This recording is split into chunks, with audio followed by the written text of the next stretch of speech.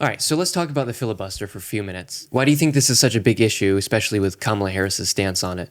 Well, as you know, Democrats only have the Republicans have a very slim majority right now, and the Democrats have the ability to be able to stick together. That's what they're known for. Right. They'll stick together. Then if somebody kills somebody and hides them in the back room, everybody will just say, "Oh, we didn't see anything." They'll just go right along with it. Well, the filibuster right now, you need 60 votes to be able to pass a new bill. The filibuster allows for time where Republicans can get up and talk unlimited. Okay. So everyone has an opportunity to do that. You can get up and filibuster, which allows for people, you wear them out, time goes on, you're able to talk more, you're able to communicate more, you're able to hopefully come to some kind of a resolution to stop the other party from proceeding with whatever bill they've got on the floor. So it changes it from 60 to 51 votes. Okay. So all they need is 51 votes to pass something. So can you imagine that they make, D.C. and Puerto Rico a state? Well, now they're adding 4 additional seats in this. So what does that do immediately? It gives them complete control, complete reign to push through climate agenda. Yeah. Push through, making all the immigrants, we don't even know how many there are, multiplied millions, make them all citizens. And whatever other agenda they want to pass through, maybe they want to tax you on, your projected income for this year. Yeah. And we all get a bill in the mail for, you got stocks and they're valued at this. And right. It's all nonsensical, but yet this is the idea, which is mainly to destroy the foundation of what America is right now so that people panic. Right. When people panic, the government can come in and take control. So she's branding it as this is about abortion rights. She keeps saying that she wants to get rid of it so we can pass Roe v. Wade in the Congress. Yeah. But what we're saying is if this happens, then it opens the door for the Democrats with a simple majority of 51 votes to make D.C. a state and Puerto Rico a state, which would not happen otherwise if they had to pass that 60-vote threshold. Yeah. And once that happens, they have a permanent majority because D.C. is never going to vote Republican, Puerto Rico is never going to vote Republican, and then they will be able to get climate bills passed right through the Senate because the Republicans won't have a way of stopping it. No, they won't have a way. And the other side of this coin, when you look at it, when you look at the bigger picture, okay, the Democrats are always looking to the future. They're always looking forward and saying, well, we got this far, so now we want to push the agenda a little bit further. Next time, we want to push the agenda a little further. What does abortion have to do with what's going on right now? Hardly anything. Right. If it's in the news, it's only with the crazy wackos. And even then, it's mainly single women under the age of maybe 30-ish, if that. Yeah. That's really not the main topic is the economy. Yeah.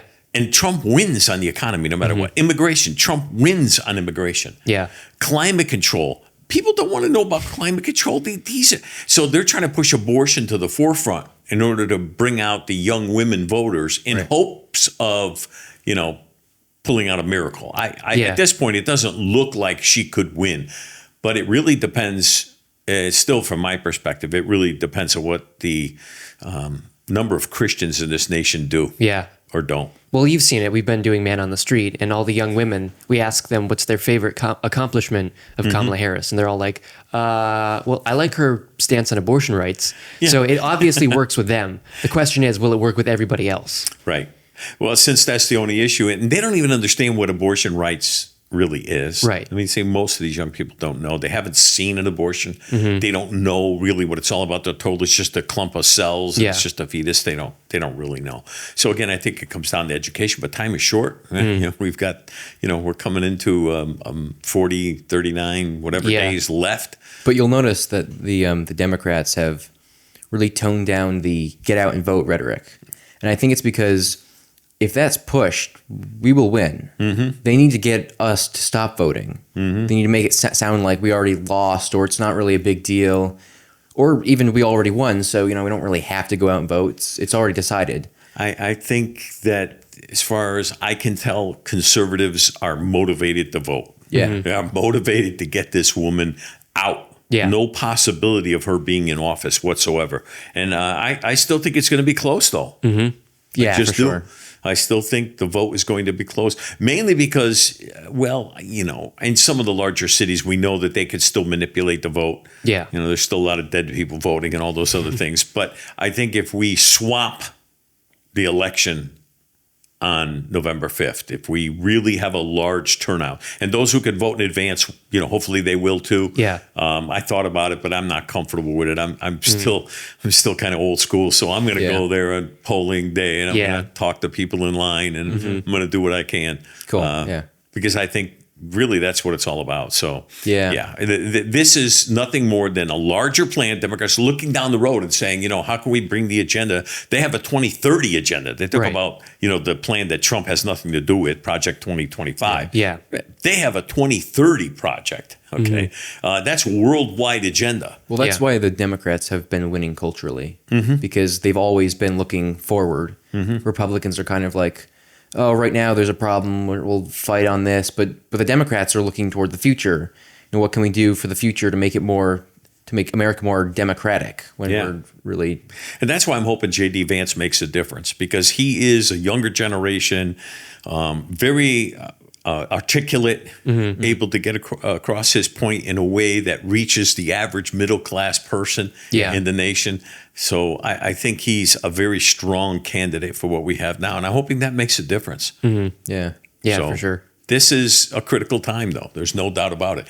Kamala is, I think, every time she opens her mouth, she's getting herself in trouble. News media is trying to cover her up and do that. I mean, they keep talking about we need to change what we're doing. We got to, what's their words? I can't even remember because it's so stupid. A new path forward. A new path forward. Yeah. Why, the old path was that bad? Well, let's see who was in the old path. Oh, yeah, you and Biden. That was the old path. Right. So they're the ones in charge. They're the one in office. And even though it's only through December at this point, you know what they could do in 3 months if they really wanted to? The agendas that they could push. She could go in and push through something, whatever it is she wants, and then claim victory and win the election. Why don't they do it? Because they know they don't have the votes to do it, even with their own party. Yeah. She is so far to the left that they're going to have trouble putting this, any plan into action. Of course, Bernie Sanders will be right there by her side. Right. She's her he is like number one supporter.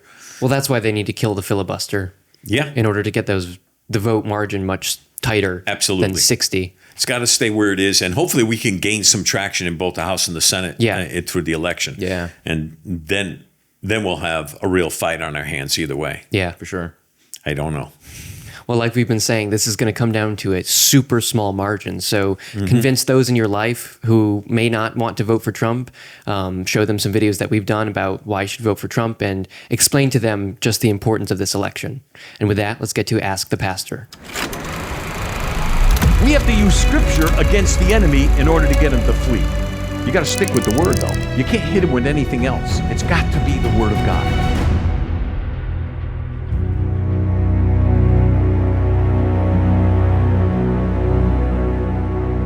Welcome back to Ask the Pastor. I'm your co-host Rainer. I'm joined by Asher and, of course, Pastor Mike. So, the number of American adults becoming church members has been in rapid freefall over the past 2 decades, dropping below 50% for the first time last year. So, Pastor Mike, why are American churches in decline? They don't like me. No. American churches are in decline. I think this is a long-term problem. This is not something that just happened yesterday. Right. Back in the 50s, 60s, when I was born in the 50s, I mean, people went to church because there was a mutual respect for God that ran through our culture. There was a mutual respect for people, one for another. There were so many differences in our culture. The late 60s, things began to change. But I think the most important reason why people don't feel that church has any significance to them today is because it doesn't, in general. Right. Church has lost its grip and its touch on people because originally most people went to some kind of denominational church. You went to Catholic church or Episcopal or, whatever it might be.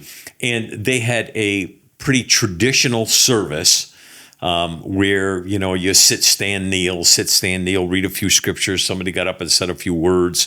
You sang a couple of hymns and everybody went home. And so it lost its personalization. It became more of a ritual and a rite that people were doing, a duty and an obligation, than it did have any personal significance to people. And in the Old Testament, we find the same thing with the Jews not wanting to, if you will, follow the laws of Moses. Okay. And why? Well, because it started off as a very personal religion. I mean, Abraham, Isaac, Jacob, Joseph, all these people had a relationship with God. And it wasn't the same way that we do today, but they had a relationship with God. And that relationship was personal, was serious, was real. Even Moses, it was a real relationship, so much so that it changed him, changed his entire life. And what religion did instead is it changed the idea and the concept of God to be more about, well, you know, you have to obey this rule and this rule and this rule. You have to come to church. You have to do this and this. You have to go to synagogue. You got to do this and this. And it became, you know, Simon says. Simon says, do this. Simon says, do that. So slowly over time, people began to feel, well, why is this important for me? They go to a church. When I first started, you know, going to church, they used to have mass in Latin. We couldn't understand the word that was being said. But we were told that it was important to go. It was important, you know, to be there. And so, you know, as a little kid, you go and you do it, and, you know. But when you get older, you start to think, why am I here? Well, I'm here to look around for girls. I mean, that was what I thought, you know. I was a young teenager. I went to church to look for girls. I didn't hear one word the priest said. Yeah. So then when I started to think and get a little critical thinking under my belt, I realized, why am I here? There's really no need for this. And that has kind of exacerbated over the years. Some other things is there's been a lot of hypocrisy.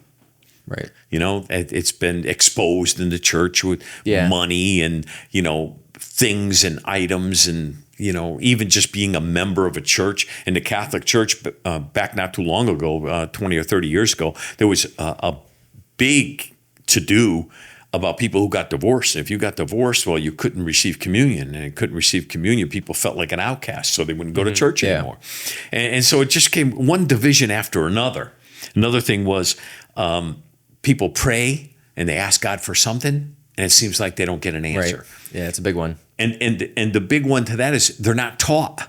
They're not taught what prayer is really all about in communication with God and how to get prayers answered. So a lot of it really was miscommunication and man's attempt at trying to convince other men that they need God. Well, that's ridiculous. You need to have a relationship with God for yourself to see how real it is. So I always tried to bring people revelation about why God is important for your life, not church, why God is so important. Yeah. Once you could get that under your belt, then we can start to explain some of the other things that God put in the Bible for us, like Hebrews 11, it talks about, you know, don't forsake the assembling together of the brethren. Now, that's not a law, and God didn't put that in there just, oh, here's another law for you. Right. What he did was he said, when you guys get together, you encourage each other, you strengthen each other. You know, it's good for men to have men that they could talk to women. Thank God women could talk to other women, so they don't have to talk to us all the time, right? I mean, that's a good thing. God knew that was a good thing. For man, he's, hey, get the women to go to church. And for the women, he's saying, get the men to go to church because they need the help. Yeah. We all do. So it was put in there for us. Once people see that the things that God encouraged us to do were really for our good, then a little door opens up and you begin to say, okay, well, let me think about this a little more. Maybe there is something to this whole religion thing. Maybe there is something to God. And then, of course, in the last 15, 20 years, church has turned into more of a circus. People come to church to be entertained. Fog machines, lights and flashing things, and, you know, TV, radio, they're on all this stuff. Now, media is good, and of course, it's everywhere we go today, and that's what we do. Right? You're on a podcast, you have people, you know, whether it's Facebook or Instagram or, you know, TikTok, people are on. It is important, but we also can't water down the message just to reach more people. Right. Yeah. And the church is guilty of that. We've turned into more of a entertainment body than a teaching, encouraging, loving body of people. Yeah, we can see that very clearly in this chart. I mean, between 1950 and 1975, it's pretty much a straight line. It's like 73%, 71% of adults attending church. And then near 1985, there's like a bit of a zigzag. It goes up and down.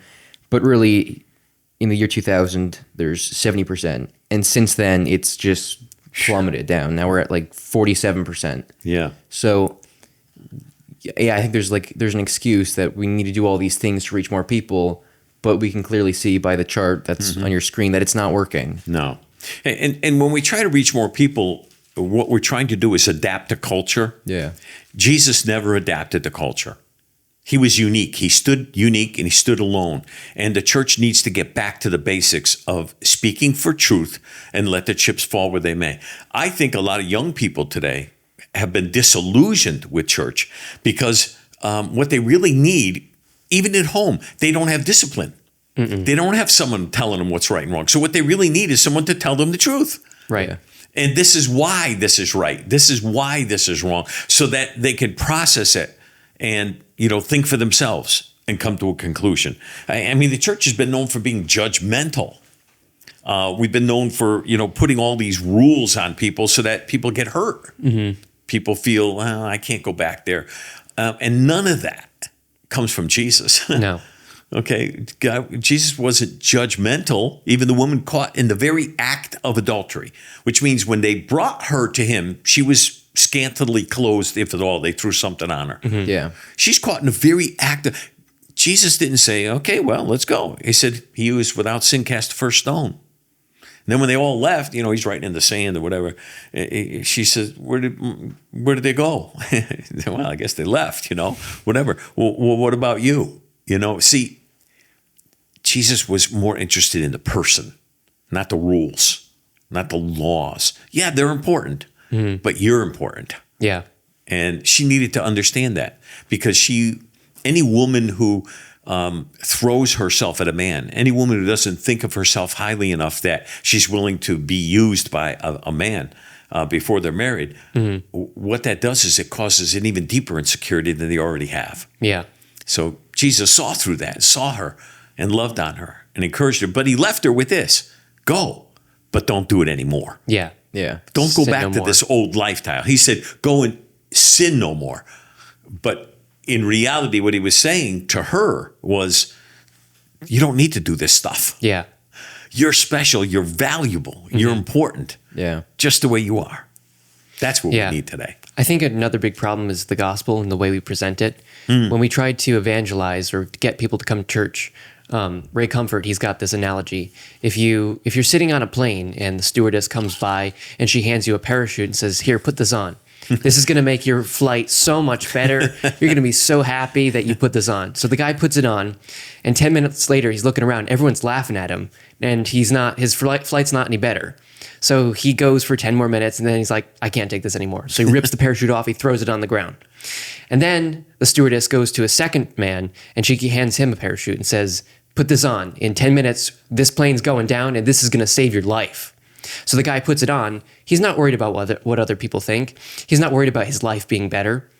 He puts it on, and he's secure now. He knows that when this plane goes down, I'm going to live.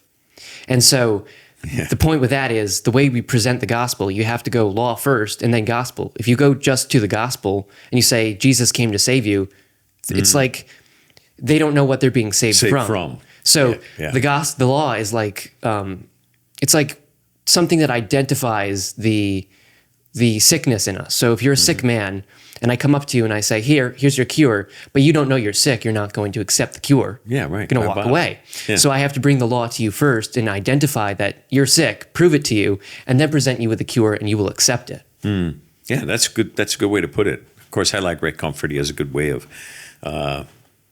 teaching, which is really what it was, really what it is, what they do. It's basically street teaching. Yeah. And bringing people some revelation where they think about, well, I never thought of it that way. Right.